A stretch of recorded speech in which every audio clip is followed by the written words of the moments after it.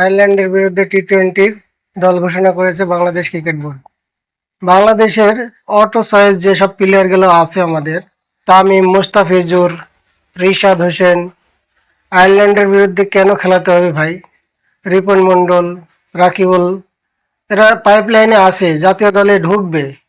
এসব প্লেয়ারকে আপনি বাজিয়ে দেখতে পারতেন আয়ারল্যান্ডের বিরুদ্ধে।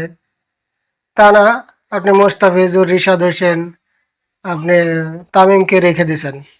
আসলে বাংলাদেশ দলে যারা নির্বাচক প্যানেলে আছে তাদের মাথায় যে কি ঘুরে আল্লাহ মালিকই জানে।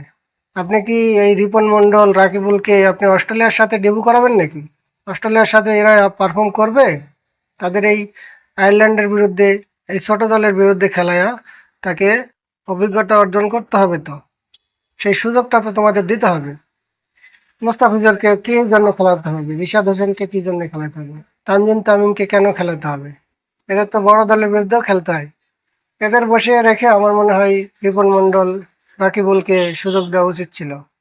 যাই হোক, আমার ভিডিওটি যদি তোমাদের ভালো লাগে বন্ধু, তাহলে আমার চ্যানেলটি সাবস্ক্রাইব করো। ফেসবুক, টিকটক হলে ফলো দিও। তোমরা সবাই ভালো থাকো বন্ধু। আসসালামু আলাইকুম।